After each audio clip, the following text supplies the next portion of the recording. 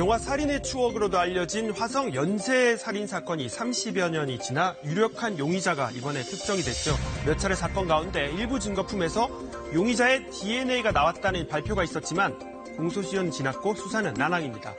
영원히 미제 사건으로 남을 줄 알았던 이번 사건 현장에서 살아왔던 주민들은 어떻게 보고 있을까요? 지금부터 만나보시죠.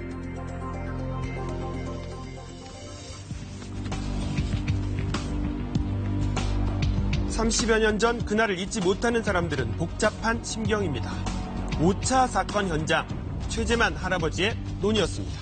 저기로 또랑이 있지, 저 또랑. 여기 눈 끄트머리, 이논 끄트머리. 1987년 1월 10일 차디찬 논바닥 집단 속에서 발견된 건 18살 피해자였습니다. 청자들이 뭐 살다시피 했다니까, 우리 집에서. 그거 범인 잡으려고. 그때 바로 잡아야 하는데 못 잡았으니까 아니지, 그게. 더 일찍 범인을 잡지 못한 것에 대한 아쉬움이 있지만 기억은 30여 년 전 그날로 되돌아갑니다. 우리가 그 집까지 끌어들이려고 경기 끌고 나가서 그 타진 거를 했어. 그러니까 후배가 전화를 했어. 싸늘한 주검으로 발견됐던 당시 피해자의 모습이 잊혀지지 않습니다. 고등학교 졸업하고 취업 면접 보고 와서 그런 거니까. 애가 성격이 되게 걸거리고 괜찮아. 오빠들 형들하고 막 따라다니면서 쫙 산에 가서 칡뿌리 캐고. 18살의 고등학교 졸업반 5차 사건의 피해자는 이곳 주민들에겐 이웃의 딸이자 딸의 친구이기도 했습니다. 살아서 놀았지. 우리 막내딸이 동창이고 친구고 그러니까. 내가 치가 떨려. 시방도 가슴이 벌벌 떨려. 그 생각만 해봐. 그 엄마 심정은 어떻겠어? 학교 댕기던 애들 보고 나면 나쁘니까 그냥 수사로 가버렸어. 딴 데로. 아버지는 돌아가셨어. 그렇게 가족들은 치유될 수 없는 고통의 마을을 떠났고 가족이 살던 집은 폐가로 남았습니다. 52살의 7차 사건 피해자를 기억하는 마을 사람들을 만났습니다. 10시 정도면 그 차 내리는 입구까지 꼭 갔었는데 그때 따라 2시간이 지체된 거 아니야? 그런 비운을 당한 거지. 그렇게 참혹하게 죽일 쪽에 뭐 내 탓이라는 얘기지. 내가 못 갔으니까. 인심 좋던 농촌 마을은 하루가 다르게 흉흉해졌습니다. 그때는 사는 게 아니었어.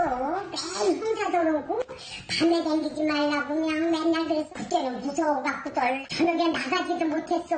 아버지 습관이 몇 개까지 알고도 그 이후로 동네가 점점 변해가는 서로에 관해서 조금씩 거리를 두고 누구도 모르니까. 이렇게 어울려 살던 이웃도 믿지 못하고 특히 딸이 있는 집은 불안에 떨었다는데요. 2학년 때 다 전학을 시켰지. 수원에다가 애들 그냥 강우도서 오지 못해서 강우도서어. 마을을 공포로 몰아갔던 연쇄 살인사건. 30여 년이 지나 유력 용의자의 정체가 밝혀지면서 마을은 또 한 번 충격에 빠졌습니다. 주위에서 그 친구 아니냐고 막 전화 들어오는데 우리 후배들하고 그러니까 하고 좀 속상해서. 유력 용의자로 밝혀진 이모 씨는 소위 한 달이 건너면 아는 사이 5차 사건의 피해자와도 중학교 동문이었다고 합니다. 약간 내성적인 면이었었지. 친구들하고 이렇게 말을 안 해. 혼자 이래부터 가방 메고 다니는 그런 애였어. 공부는 그 친구가 그렇게 잘하는 걸로 기억이 해요. 아니 제가 왜 범인이냐고 지금 그랬는데. 연쇄 살인 사건이 벌어지던 기간 동안 화성시에서 거주했던 이 씨. 화성 연쇄 살인 사건과 비슷한 지점이 있었습니다. 스타킹을 이용해서 결박을 했다라던가 시신을 유기한 방식이랄지 입에 재갈을 물리는 식으로 입안에서 무슨 물품이 발견됐다거나 이런 것들이 이제 상당히 흡사하다 이렇게 볼 수 있는 거죠. 5차와 7차, 9차 사건 피해자 증거품에서 DNA까지 일치했습니다. DNA가 나온 물품이 중요한데 그 가해자가 아니면 접근하기 어려운 피해자의 물품들이었기 때문에 거기서 DNA, 이 씨의 이제 DNA들이 나왔기 때문에 뭐 논쟁의 여지 없이 피해자가 맞다 이렇게 얘기할 수 있겠습니다. 화성 연쇄 살인 사건을 다룬 영화 살인의 추억에서 배우 송강호 씨가 맡은 형사의 실제 모델인 하승균 전 총경은 이제야 한이 풀렸다고 말합니다.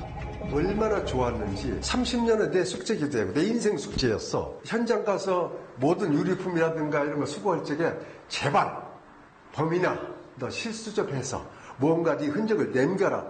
앞으로 이 유전자 수사 기법이 발전되면 이렇게 범인이 나올 수도 있다. 지금 나왔지 않아요? 자, 7차 사건 당시 직접 작성한 용의자의 몽타주와 이 씨는 얼마나 비슷할까요? 당시에 사건 당시 즈음에 찍은 사진을 구해서 몽타주고 보면 거의 흡사할 겁니다. 깜짝 놀랄 정도로. 번번이 수사의 한계에 부딪혔던 형사들은 이제야 가슴 깊이 남아있던 묵은 짐을 내려놓습니다. 이 불의의 이런 사건에 대한 그 유가족들은요, 생활이 말이 아니었겠죠. 그걸 생각한다면 늘 그 제대로 잠을 자겠습니까? 그런 걸 우리가 후련히 털어줘야 되는데 때는 늦었지만 다행이다. 하지만 공소시효는 끝났고 용의자는 혐의를 전면 부인하고 있습니다. 몽타주 그리는데 도움이 됐던 안내양이 나와 함께 가서 바로 이 사람이 우리 차에 탔었던 그 사람이다라고 옆에서 한마디 해주면은 더 이상 못 버티겠구나. 이러한 기회가 되지 않을까 해서.